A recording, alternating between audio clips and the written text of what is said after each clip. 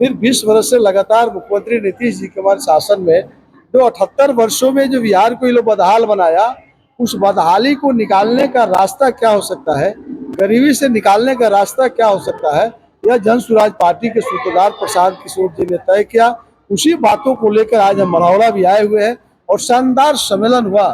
Booth स्तर के सभी कार्यकर्ता आए और डॉक्टर नूतन जी के माध्यम से यह कार्यक्रम आयोजित था।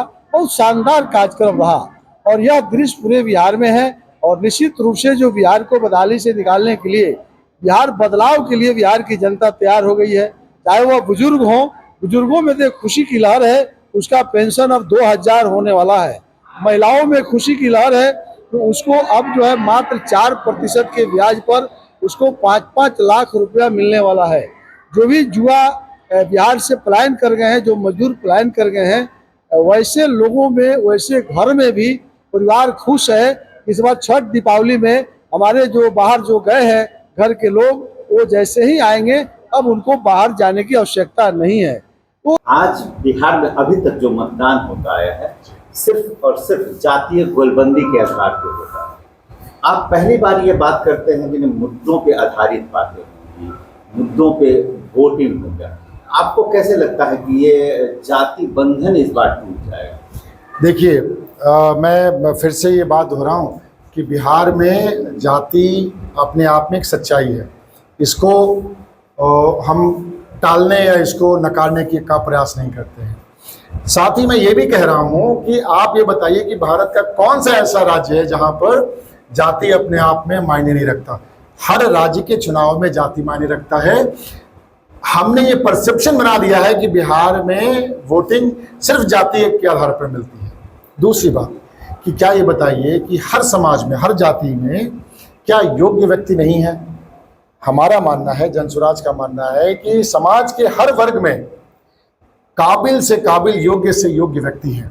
जनसुराज का प्रयास है कि हर वर्ग को उनकी भागीदारी मिले और उस वर्ग से जो सबसे कुशल, सबसे योग्य व्यक्ति हैं, उनको समाज का नेतृत्व करने का मौका मिले। जनसुराज इस प्रयास में है। आप युवा अध्यक्ष हैं जी, और युवाओं की आप जिम्मेदारी आपके कंधे पे है जी। तो एक सवाल आपसे, आखिरी सवाल होगा कि आप टिकटों के बंटवारे में जातीय परसेप्शन पर ध्यान रखेंगे कि योग्यता का?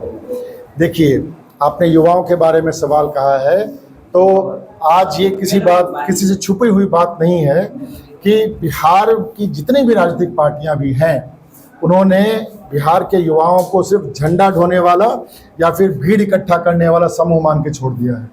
देखिए, आप युवाओं का इस्तेमाल कीजिए क्योंकि युवा बलशाली हैं, उनमें ऊर्जा होती है, लेकिन युवाओं का इस्तेमाल करने के बाद जब आप उनके मुद्दों पर मौन हो जाते हैं, तब आप अन्याय करते हैं। युवाओं का इस्तेमाल करने के बाद जब युवाओं को सक्रिय राजनीति में आप हिस्सेदारी नहीं देते, तब आप उनके साथ धोखाधड़ी करते हैं।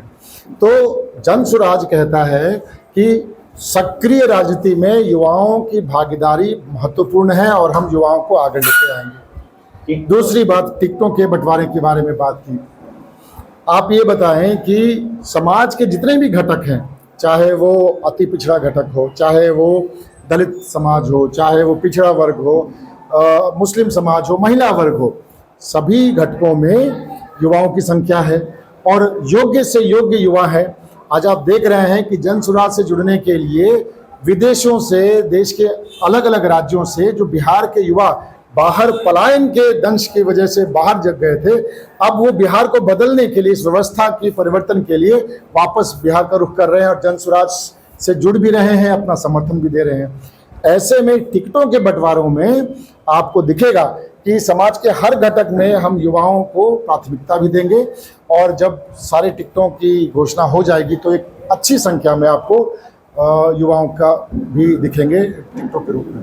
कैसी रही और कहाँ कितने लोग आए और क्या क्या बातें हुई, कौन-कौन लोग कहते हैं? आज की सभा कार्यकर्ताओं की और प्रबुद्ध लोगों की सभा थी, पूरे मढ़ौरा विधानसभा से हुई, कोई एक जगह से नहीं। तो हमारे सभी कार्यकर्ता हजारों की संख्या में लगभग यहाँ आ गए थे और प्रदेश से हमारे सचिव हैं कुशवाहा जी, वो आए हैं, यूथ अध्यक्ष हैं कुमार शांतनु जी, वो आए थे और भी हमारे प्रदेश से रामप्रीत जी, तरह से 3-4 हमारे प्रदेश के लोग भी आए और मरहरा के सब लोग उपस्थित थे, जितने पदाधिकारी हैं।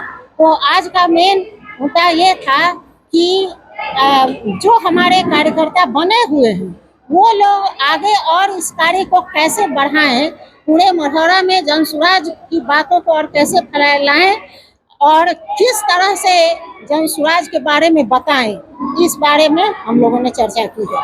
जनसुराज आपको अगर प्रत्याशी बनाती है तो आपको 3 बार वीरेंद्र राय साहब का सामना, कैसे आप उनसे भारी पड़े?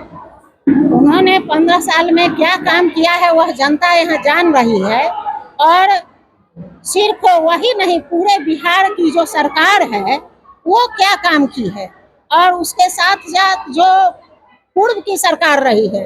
तो अभी यहाँ पर विधायक जो हैं वो 15 साल से विधायक हैं और पूर्व सरकार के मंत्री भी रहे हुए हैं। तो इन लोगों ने बिहार की हालत क्या बना के रखी है ये यहाँ की जनता जान रही है, और जनसुराज इस बारे में लोगों को बता रहा है।